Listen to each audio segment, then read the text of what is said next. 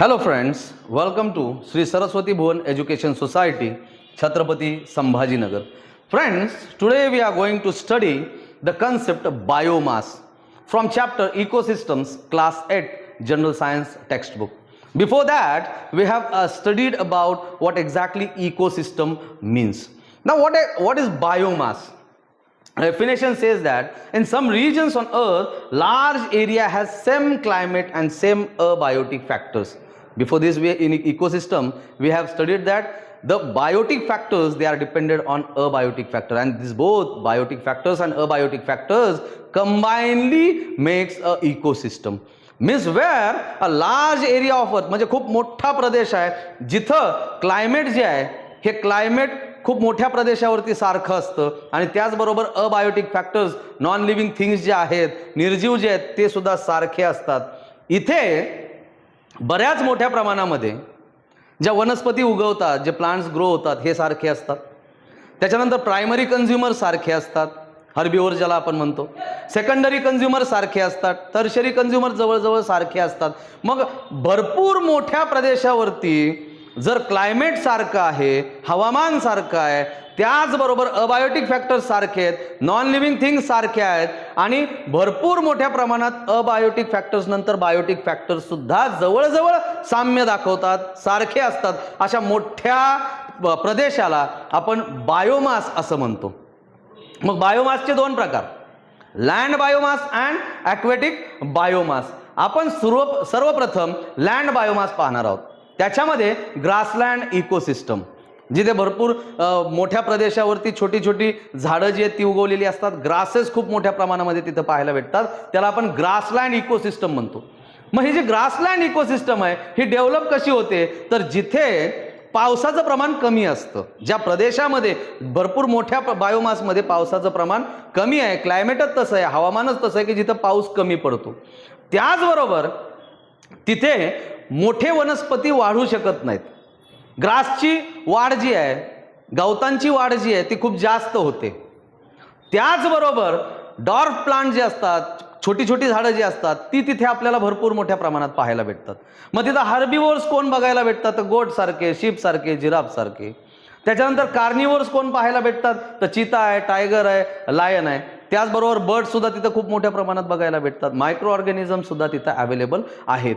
मग अशी जी इकोसिस्टम आहे जिथे क्लायमेटच असं आहे की पाऊस काळ खूप कमी आहे, कमी रेनफॉल पडतो, त्याचबरोबर वास्ट एरियावरती खूप मोठ्या प्रदेशावरती ग्रासेस उगवतात आणि त्या ग्रासेसवरती अवलंबून असणारे जे बायोटिक फॅक्टर्स आहेत, त्याचबरोबर कन्झ्युमर्स आहेत, थोडक्यामध्ये हे कन्झ्युमर्स तिथं आपल्याला पाहायला भेटतात.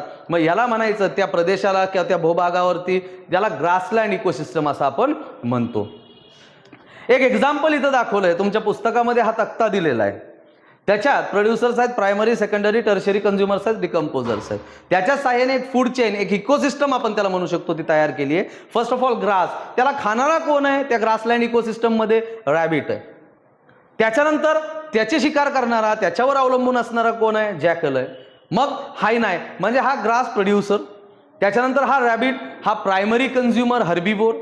त्याच्यानंतर सेकंडरी कन्झ्युमर, त्याच्यानंतर टर्शरी कन्झ्युमर और अपेक्स कन्झ्युमर आपण ज्याला म्हणतो. आणि नंतर मग बॅक्टेरिया, म्हणजे हे येतात डिकम्पोजर्स. हे डिकम्पोजर्स काय करतात, यांच्यामधल्या सगळ्यांचं डिकम्पोजिशन करतात आणि हे डिकम्पोजिशन झाल्यानंतर मग ते कॉम्प्लेक्स सबस्टन्सेस जे आहेत याला सिंपलमध्ये रूपांतरित करून मग एअर, वॉटर, सॉइलमध्ये ते सोडून देतात.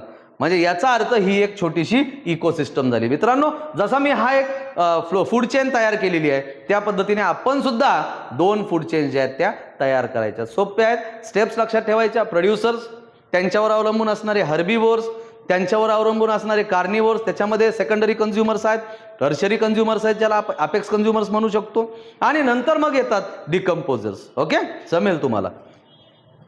त्याच्यानंतर सेकंड जी इकोसिस्टमचा टाईप आहे तो आहे एव्हरग्रीन फॉरेस्ट इकोसिस्टम. नावच आहे एव्हरग्रीन. म्हणजे इथे भरपूर मोठ्या प्रमाणामध्ये पाऊस काळ असतो. पाऊस जो आहे तो 200 सेंटीमीटरच्या वर तिथं नेहमी पाहायला भेटतो. बरेचसे वर्षामधील बरेचसे महिने तिथे पाऊस हा चालू असतो.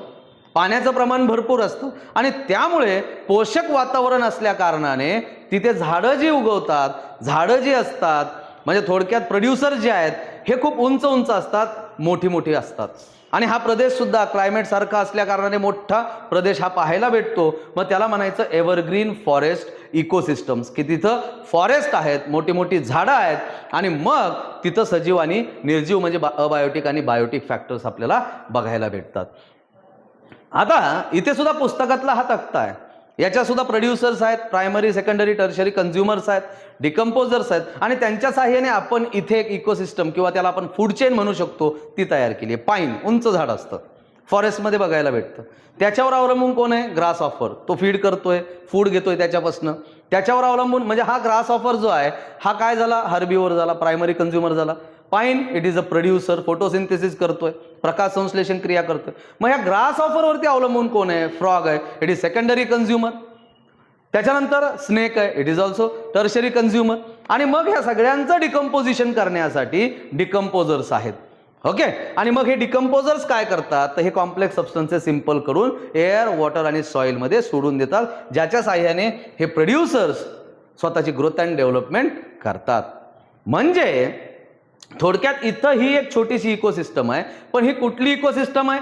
ही एव्हरग्रीन फॉरेस्ट मधली इकोसिस्टम आहे. So it is called as evergreen forest ecosystem. Hope so you will draw 2 food chains with the help of this given food chain.